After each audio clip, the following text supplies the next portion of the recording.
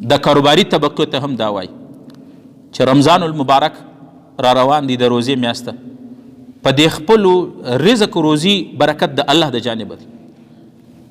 یو خو خپل قیمتونه مناسب کی، د مسلمانان د پاره قیمتونه مه ګرانوئ، خپل قیمتونه سم کی. دکانداران، کاروباریان، هر شعبې سره چې تعلق دی خپل شیان دی ارزانه کی. د روزې په خاطر د الله د بندګانو، د الله د روزهدارانو د پاره اسانی جوړه کوي، الله به ته اسانی جوړه کوي. په کم قیمت یې رانیولی دی، 1 روپۍ و 2 و 5 په کیلو کې فرق شیر ده، لیکن د رمضان د وجې شی دی رانیولی په 100 روپۍ دی ورکوي په 200 روپۍ. یو او دویم دا د مارکیټ څخه غټ کاروباریان شیان پورته کی، سبزیان والا سبزی، پیاز والا پیاز، دال والا دال، ورزو والا ورزی، او وړو والا وړه، برا پاڼې او دا شان د مارکیټ څخه غایب کی چې کله روزه راځي بیا راوباسي. و دې ته سټاک ویل کیږي، په عربي اصطلاح کې ورته شرعي اصطلاح کې احتکار ویل کیږي، او دا یو ډیر لعنتي عمل دی. پیغمبر علیه السلام فرمایي الجالب مرزوق والمحتکر ملعون. کم خلق چې کم تاجران چې انسانانو د پاره مالونه راوړي، سهولت ورته پیدا کوي، و دې ته به الله رزق ورکوي. والمحتکر ملعون، او هغه سړی چې سټاک کوي د مسلمانانو خوراکي شیان، د مسلمانانو د لباس شیان، د مسلمانانو د موټرانو، د مسلمانانو د حیوانانو خوراکونه هغه سټاک کوي په دې نیت چې هلته به بیا ګران سي، مارکیټ کې به طلب زیات سي، نو بیا به زه ډېرې پیسې په وګټم. رسول الله په دې سړي باندې لعنت دی، دا لعنتي دی.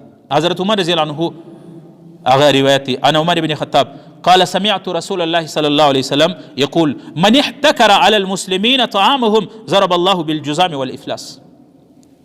رسول الله صلی الله علیه وسلم فرمای کم سړی چې د مسلمانانو د خوراکي شیان، د لباس او د خوراک شیان هغه سټاک کی د دې نیت چې بیا بګران باندې په موقع باندې خرڅ کم، الله رب العالمین به په د باندې د جزام بیماری مسلط کی، د افلاس د مفلسۍ نه جوړي بیماری به الله ورته مسلط کی. کاروبارونه به غټي، جایدادونه به ډېرې، مګر به د ماښام د بچانو د پاره د غوښو راوړلو پیسې به نغدې ورسره نه وي. دا یو د عذاب هغه دی صورت. الله به په دې سړي باندې جزام بیماری، جزام یو داسې بیماری ده چې دا جسم ټوله د غوښه سره ورځي، خوړی نسي دا غوښه. ځینې علما لیکي چې مهلکه بیماری به ولګېږي، مهلکه لا علاج بیماری به ورته ولګېږي څوک چې مسلمانانو سره داسې عمل کوي. عبدالله بن عمر رضی الله عنه قال رسول الله صلی الله علیه وسلم من احتکر طعاما 40 یوما یرید به الغلاء. څوک چې د مسلمانانو د مسلمانانو سره د خوراکي شی 40 ورځې احتکار سټاک کېږدي، فقد برئ من الله وبرئ الله منه. الله د دې څخه بیزاره دی او دی د الله څخه بیزار دی.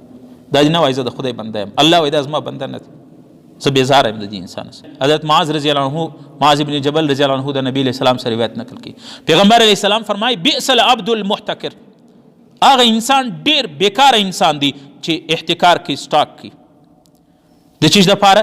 ان ارخص الله الاسعار حزنه، که نرخونه راکشت سو دی خوابه دی، نرخونه ریټ دیوشه د راکشت سو دی خوابه دی، سره دی نیولی ولی ولا ریټونه راکشت سو شان ارزانه سو، ما خو اخیستی و چې مال په ډیر قیمت به خرڅ کړ. و ان اغلاها فرحه، او که هغه شیانو قیمت پورته سي دی خوشحاله سي، شو سو چې دا ګران سو ما ته به زیاتې پیسې راسي. یو روایت کې راځي چې کم څوک مال سټاک کې د مسلمانانو ده د دغه په دې باندې پیسه وګټي، بیا دغه شی دا پیسه صدقه کې، دا صدقه الله نه قبلي، دا صدقه الله ته نه ده منظور. حضرت امامه رضی الله عنه فرمای قال رسول الله صلی الله علیه وسلم من احتکر طعاما 40 یوما ثم تصدق به لم یکن له کفاره.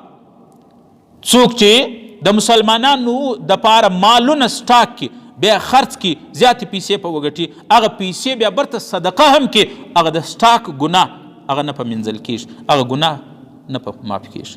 په دې وجه عزیزانو یو عرض گزارش دا دی چې دا سټاک یو په زیات قیمت باندې شی خرڅول، شی درانیولی دی، جایز منافع پر کښېږده، کرایه پر کښېږده، له بازاره دلته راوړی دی، د موټر و د سوزکي و د رکشې څو کرایه پر هغه هم پر واچو، ځکه د هغه سړی چې د بازار راوړي نو خو د یم کرایه ورکوي، وزرنج ته یا وسوزکي ته یا وګاډي ورکشته خو ورکي هغه خپل کرایه هم مناسب قیمت او نرخ هغه خپل ګټه هم پر واچوه، هغه بعد مسلمانانو ته سهولت او اساني جوړه